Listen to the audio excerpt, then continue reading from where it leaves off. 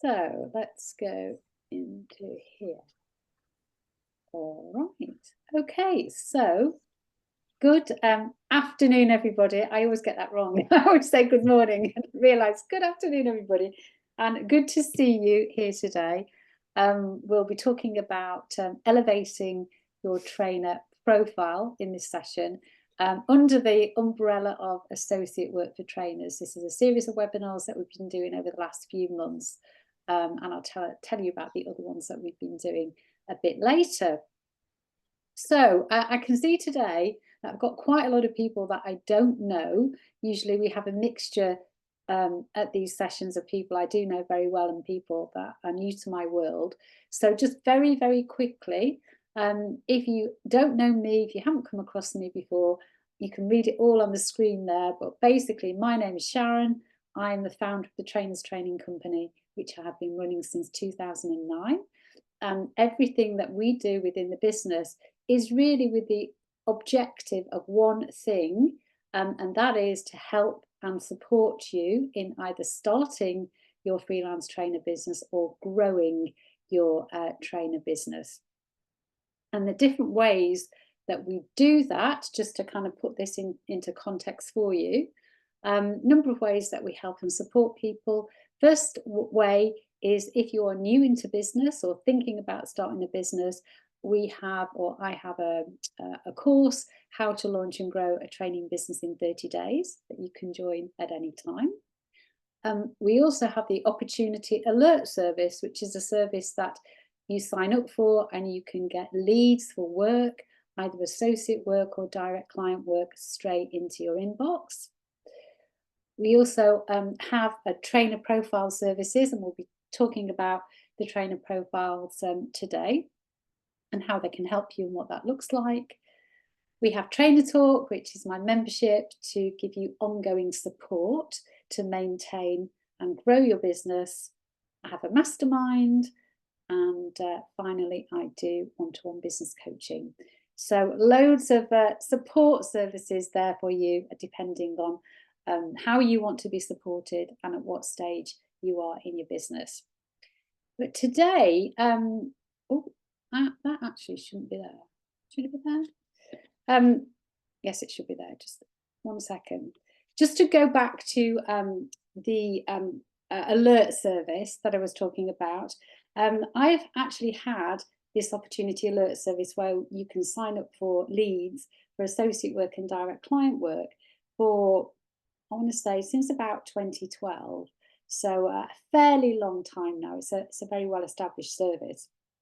And so as you can imagine, over the years, I have seen a lot of trainer profiles.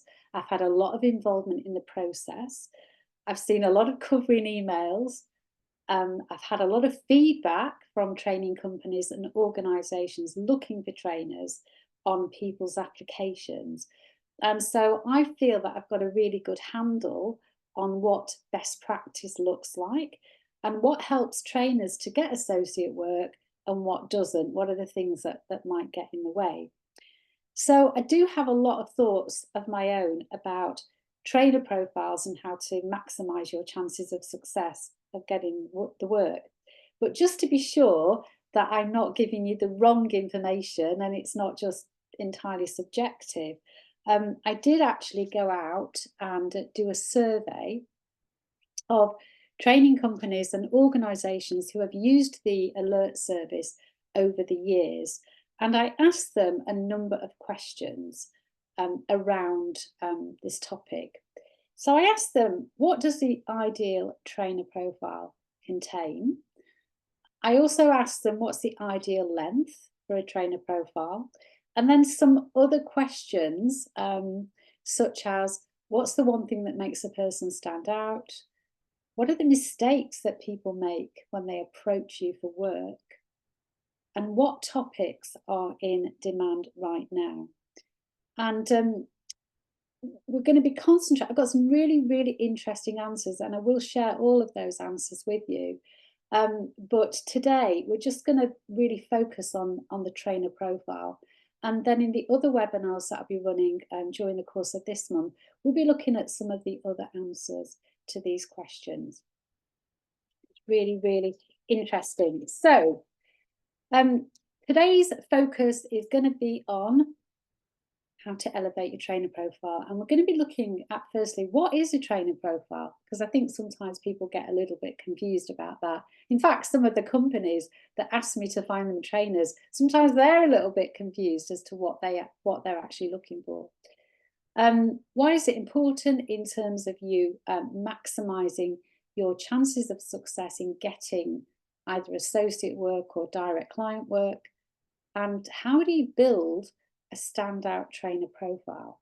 And I'm using the term standout because the freelance trainer market, as I'm sure you know, is very, very crowded. And there's a lot of people doing the same kinds of things. So, it's really important that we do everything that we can to make yourself stand out from the rest of the trainers out there. Okay, so let's look first of all at what is a trainer profile, because as I say, sometimes people do get a little bit confused. And the first thing that I want to say is that it is not a CV. It is not a CV. And sometimes when companies ask for people to send in a CV, what they really mean is a trainer profile. Because the difference between a trainer profile and a CV is that a CV is something that you would send in when you apply for a job. So that is a kind of full list of all of your employment history, background, all of the jobs that you've ever done. Whereas a trainer profile is something a little bit different, which we'll come on to. What a trainer profile allows the other person who is reading it to do is to really see at a glance what it is that you have to offer. And also it's important to remember that this trainer profile, this document, is your shop window. So it's almost like your entry point into somebody else's world, because, obviously when somebody gets an email and they get a profile attached, they don't know you. Hopefully, by the end of reading your trainer profile, they will know more about you and hopefully want to go on and find out even more about you. So that's the difference. And a trainer profile, basically, if we keep it really, really simple, it answers 4 questions. Number 1, who you are. Number 2, what you do. Number 3, who you do it for. And number 4, and this is sometimes this is the bit that people often forget, how good you are at doing that. Essentially, how they can use you. So, when somebody picks up your trainer profile, they read it and they go, I see this person, that's what he does, that's who he does it for. This is how I can use them in my organization and with my clients. So they're really, really clear. So if that's what it is, why is it important in the first place? It's important, first of all, because of that shop window thing that I've just said. It's like first impressions, isn't it? It's like anything else. It's the first point of contact. People make up their minds very, very quickly, even from an email or from a document. What does it say about you? Does it look like you've made an effort? Does it look like you're a credible business person? So first impressions are important. And also, it is your shop window. It's your showcase of expertise and experience. So after reading your profile, does that person on the other end think, yeah, they could absolutely be the person who ticks all the boxes, and they could absolutely be the person that I'm looking for? A trainer profile, or a good one, builds credibility and trust before that person even goes on to meet you. It can help you to stand out in a competitive market, as I've already said, and this is really big, especially if you are in, as many trainers are that come into my world, if you're in that kind of leadership, management, soft skills type space, there's a lot of people doing exactly the same as you. So what's your niche? What's What are you really good at, and what makes you stand out? Your trainer profile should answer that question, and it should showcase that. It also helps the client or your potential client to make a decision. And this is really important too, because everybody is really busy. They don't want to go hunting for missing information. And if you don't give them what they're looking for in your profile, then they'll just move on to somebody who will. It's also a really, really good marketing tool. So not just for associate work, but for direct client work as well. Essentially, a really good trainer profile can help people to find you. So you can put it online, you can put it on your website so that people can download it. You can add it to your LinkedIn profile. You can share it around. You can include it in proposals for work. You can add it to your email signature. You know, and ultimately, all of these things that I talked about and why a trainer profile is important is that it gets you work. And it's essentially why you're all here, because that is what we all want, you know, more work, more opportunities, more clients. Okay, so that's the first bit. So that's what it is, and also why it's important. So before we get into the nitty-gritty of what should go in it, let's just look at some general principles of the trainer profile. And the first one is about brevity. It's like less is more, 1 to 2 pages, absolute maximum. Most training companies and organizations that I spoke to say that the things that people send them are too long.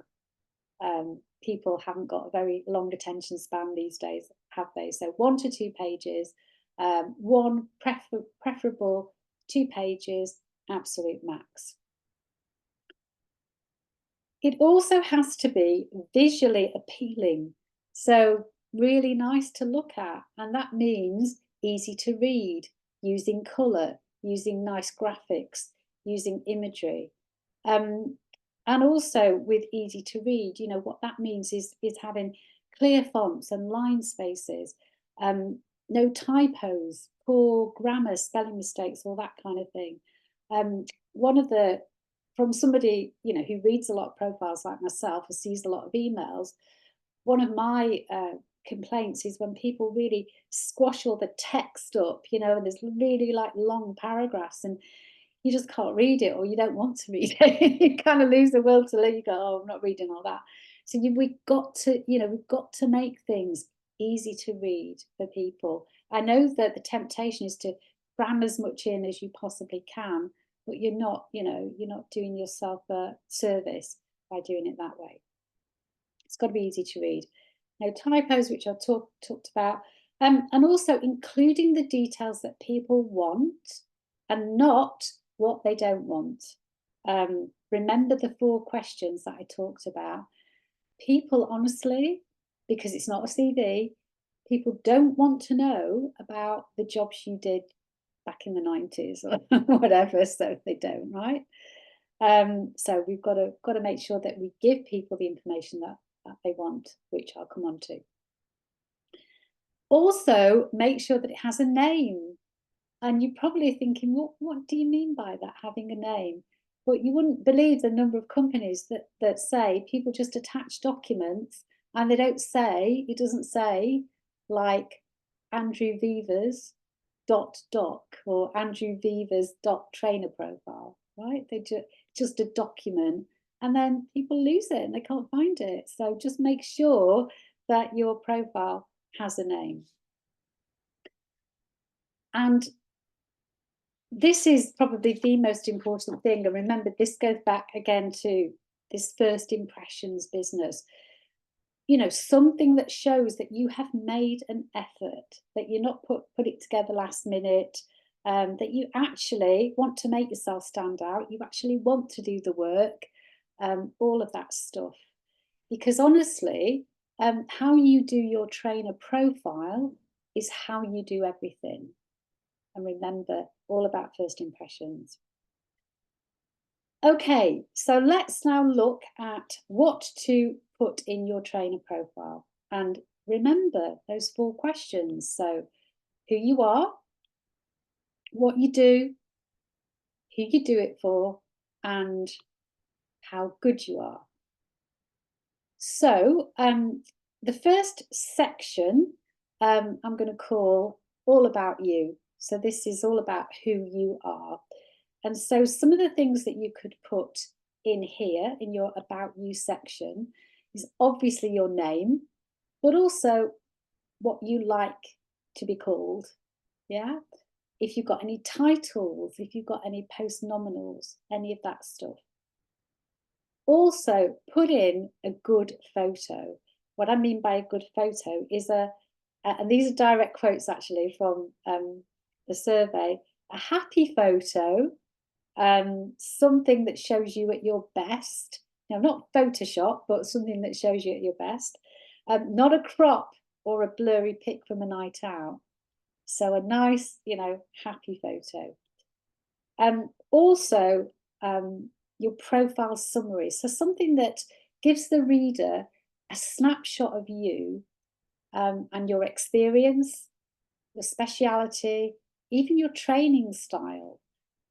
So, what you bring to the training room. So do you have a nurturing training style? Do you like to use storytelling in your training? Do you use profiling tools? Do you use games and exercises? Something like that. So something that is all about you as a person and also something about your training style. The next bit, and this is also all about you, but this is what I would call more like the practical stuff. So this is the stuff that people need also to make a decision. So they're going to need to know where you're based. You'd be amazed at the number of people who kind of miss these things out. And also where you can work and where you can travel to. Whether you're happy to do virtual training or whether you're not. What are your expected daily rates? What's your availability? A good idea actually might be to put a link to your online calendar into your profile and just make it live, and so people can actually see when you're available. This was an idea actually that came from the survey, and honestly this was something that I hadn't thought of, and I thought, well, that's a good idea because it saves that going backwards and forwards on email all the time. Remember, the object of the exercise is to save them time, a lot of time. And then obviously more practical stuff like your email, your phone number, your website, and your LinkedIn profile. So a bit about you, a snapshot as a person, a photo, and then also the more practical stuff as well. The next section, excuse me, is about what you do. And this is about what training or courses you deliver. And here is when you could include if you deliver virtual, face-to-face, or whether you do both. And it's really important here to not make this section too long. 1, because of the space requirements, and 2, because if somebody looks at like a massive list of all these different courses that you can deliver, then they are probably going to be thinking, how good are they going to be at all of those things? Because honestly, people are looking for specialists these days. So make sure that you include what your real subject matter expertise is here. And what are your top subjects? And what are your specialisms? And also include if you offer training design as well as delivery, because not everybody does. So we don't want people making assumptions. You need to spell it out, what you do and what you don't do. So that's the what you do section. That's probably an easy bit, hopefully, to complete. The next section is who you do it for. So this is all about your specific sector and industry experience. It's also about the type of people that you work with. So, what level of staff do you typically work with? Do you work with managers? Do you work with senior execs? Do you work with women? Do you work with women leaders? So all of those sorts of things. And also here is where you can, remember, we don't want to give them a CV, you know, about all the different jobs that we've done. But here is where you could put in any relevant corporate roles that are relevant to the type of work that you do now. So obviously, if you're a leadership and management trainer, it would be, so the relevant corporate roles would be the ones where you have actually, you know, been a manager and led teams of people. So relevant corporate roles we can put in here. And then the final section, and this is the bit that quite often people miss out. This is all about how good you are at all of those things. This tooting your horn time. You know, this is where this document is going to give you credibility, and it's going to create a great first impression before they even get to the stage of meeting you. So how do you create that? Well, you can put in testimonials. You can put in case studies. Now, obviously, you're not going to have room within the profile to put in loads of case studies, but you can create that as a separate document, and then you could put a link in the profile to those case studies. Popping in any qualifications, accreditations, memberships, all of those things that give you that badge of credibility. And also any standout achievements. Again, this is a section sometimes that people get a little bit stuck in, because this is where standout achievements relating to maybe a job that you've done, or more particular to the freelance trainer role that you have. I've got a couple of examples for you around this that were taken from the survey. So the first one was designed and delivered a talent program to 200 people across global financial services organization. And the second example was improved customer satisfaction ratings by X by designing and delivering customer experience workshops. Okay, so just to summarize the bits and bobs that you need to put into your trainer profile. So first section is who you are, and it includes all of those things that we've talked about. What you do, this is all about what training courses you deliver and your specialisms, and whether you offer design as well as delivery. Who you do it for, this is about the different industries that you've worked with, the types of people you've worked with, and any relevant corporate roles.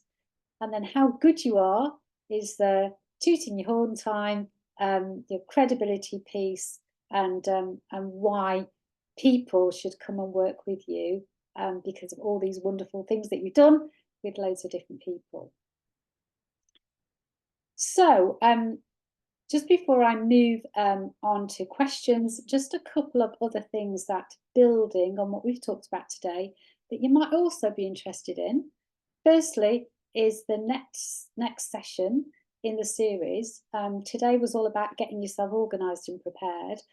The next webinar that I'm going to be doing on the 20th of November is about how to find opportunities for associate work. They're all out there, but we just need to maybe work a bit harder at finding them. So I'm going to be talking about that in a couple of weeks' time. So you can go ahead and register for that. If you're not a part of the Opportunity Alert Service, I know that some of you are already, you can sign up for that today if you like, or at some point in the future. Just pop over to the website. Jasmine will put the links into the chat. Come onto the list. Once you're on it, then I will start sending you opportunities that come into me for direct client and associate work. So go ahead to the website and find out more about that. And also, if the trainer profile, hopefully today, it's inspired you to do a little more around this, to either create a new profile or maybe just kind of brush one up.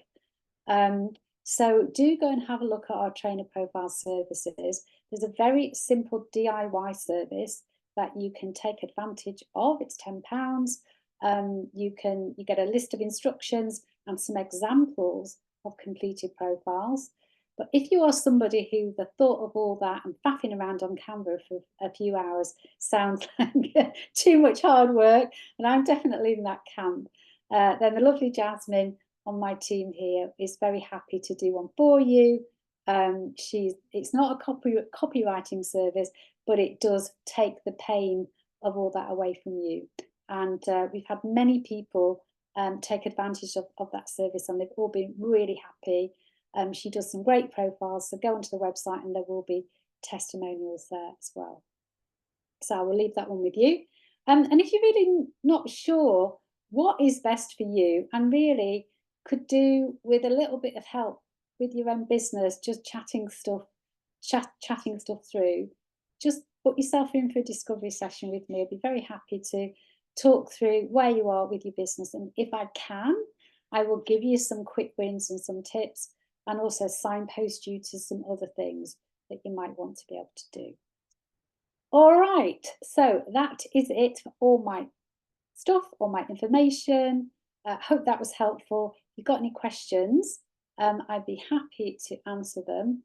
I will stop sharing and come and see all your lovely faces. So any questions from anybody about any of that I've talked about today?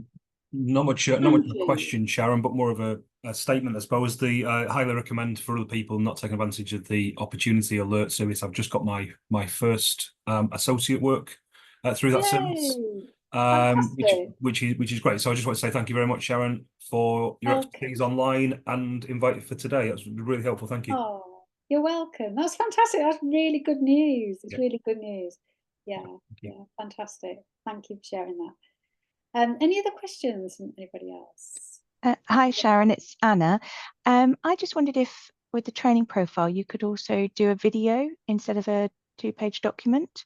Yeah, you could absolutely. I would say you could still do the profile, but also send a video as well. And I do actually think that's a really good idea, because again, this is all about differentiating yourself from the rest of the trainers out there. Now, trainer profiles are great, and we've talked about that, but at the end of the day, it is a document, isn't it? You know, and there's no substitute for people actually seeing you in the flesh, so to speak. And it doesn't have to be a long video. It doesn't even have to be a video of you in action. It can literally be something, you know, 30 seconds or a minute on your phone, and simply saying, you know, hey, if it came from me, like, hey, I got this opportunity from Sharon, you know, my name's Anna, you know, this is what I do, this is who I do it for, I think I'd be a great fit for your organization because, that kind of thing. And it just gives people, immediately people can see you and go, they look a great person, they look really nice, well, I like the way, you know, she is or he is or whatever. And so that's a really good thing to do, I think. And you can just pop it onto YouTube or Vimeo, whatever, just put it as unlisted, and then just give people the link to that in your covering email. So yeah, thank you, Anna. Great suggestion. Should have said that actually. It has actually reminded me. So thank you for that, Anna. Joanna, you had a question. Yeah, I'm wondering about access, really. Maybe it's partly because I'm working with a company of visually impaired people at the moment. First of all, I'm really surprised. I'm a bit surprised about the photo element, because, you know, in terms of, I suppose when people are selecting consultants, they don't think this way, but photo will it almost immediately mean somebody makes a decision without reading anything. Yeah. And I just think it's a bit like applying for an acting job, and I suppose it is theatre in a sense. Yeah. So I was surprised. And also in terms of templates and colours and visually interesting, in terms of access and reading, I know that it's exceptional, but if it was anything to do with including people with visual impairment, it would have to be a plain Word document, words only. Please be easy on the punctuation. So I'm wondering if you came across in the survey and anything around access, or what makes things easy to read, because I'm giving perhaps considered an extreme example, but if people are visually impaired, what you describe would be impossible to read. You know, and so what makes things easy to read around colours, around tables and templates, and, you know, just being careful around that and being mindful of what easy reading means in different contexts, really. And I wondered if you had any thoughts about access apart from great clumps of text, which we all appreciate. No, it's interesting, and it's a valid point. The first point about the photos, if I just address that, I absolutely see what you're saying, and but everybody in the survey did say that they wanted to see a photo, and I think at the end of the day is people need to see you, don't they? It's a bit like I was saying to Anna with the video. You kind of can't get away from that, you know, especially when you are the product, if you like, you know. So I do take your point, and it's, you know, and we just have to hope that people don't make those kinds of decisions, you know. But it's difficult not to, isn't it? Because we're all conditioned. It is. I get it. On the reading thing again, it's a good point, and I suppose I can only comment from the point of view, somebody came to me and asked me, you know, said I'm looking for a trainer. I guess if they were visually impaired or whatever, I guess they would include that to me in the brief. They might say, please bear in mind that I am visually impaired, so therefore I don't want to see a profile or whatever, or any profiles need to look like this. I guess they would specify. But just as a general point, Jasmine, have you got any thoughts on that? Because obviously you're designing profiles for people. Has this ever popped up before? Got any thoughts? It hasn't, in terms of what's happened so far, no, but obviously there are people who are just not, you know, maybe colorblind, or, you know, there are lots of things, also dyslexia, all that kind of stuff. But basically, you know, like you say, Sharon, you know, people hopefully will say that. And also in terms of what the profile is being used for, in terms of the Opportunity Alert Service and applying for direct and associate work, then obviously that's a little bit, you know, different, because obviously you get the brief. So I reckon it's the colours thing, isn't it? And you'll know about that, Jasmine. Might need to say colourblind, and, you know, not doing pale colour over pale colour sort of thing. And also it's to do with fonts as well. But to be fair, there are, because also with the profiles you can do your own company branding as well. So, you know, also, you know, you act under instruction. That's what they want. They want those fonts. But that's just the way it is. I guess it depends who you are training, doesn't it? What is your niche? What is your Jasmine, I've got something from some e-learning, if you don't mind me just saying a few words. No, of course not. When we designed recently some e-learning, and we took some advice on this as well about trying to cater for this. It's not hugely detailed, Joanna, but we were told that a darker font on a light or a white background is a lot more accessible than a white font on a dark background. If who's ever doing anything. We also got told like fonts such as Century Gothic was particularly good because of the rounded edges and less harshness to reading some of the words. Now, this was very much a general take when designing. It wasn't for a specific industry or customer, but less harsh lettering, if you like, capital lettering, more of a rounded edge. So something like Century Gothic could be ideal. We got told of a minimum of a 14 point, but larger if we can. And to have 4 lines of text before breaking up with a visual or breaking it up with something different as well. And yeah, some of just the darker, if not black, some of the darker fonts that you can do. I know a lot of people tend to build this around their company organizational colors, but a darker text on a white background is more accessible. If that's helpful. Yeah, I think so. And it's less is more, isn't it? Making contrasts really clear. Visually. Thank you, Andrew, for that. That's really helpful. Nice. Okay, anything else anybody wants to ask or say?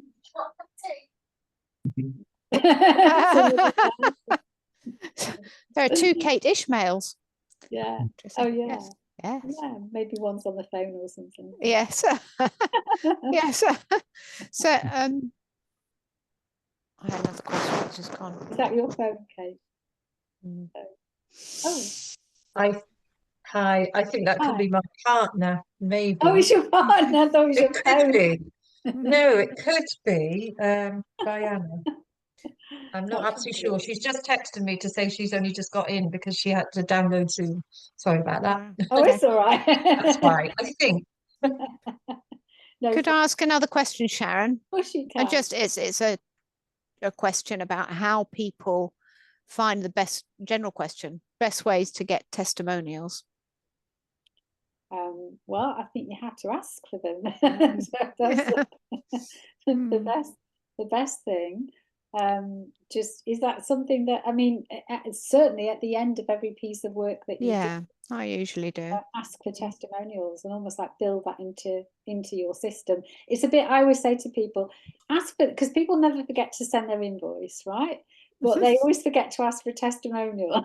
So make sure that that is part of your process. So invoice, testimonial, right? Because that's the time when you are most fresh in their mind, and obviously you've done a good job and they're delighted with the work and they'd be more than happy to provide a testimonial, and make it easy for them to do that sometimes, by maybe, because sometimes people don't always give testimonials, not because they don't want to, because they just don't know what to say. So sometimes it's easier to ask people 3 specific questions, rather than say, oh, can you write a testimonial for my work, or what do you want me to say? Well, give them 3 specific questions, like what's been the greatest benefit of working with me, or something like that.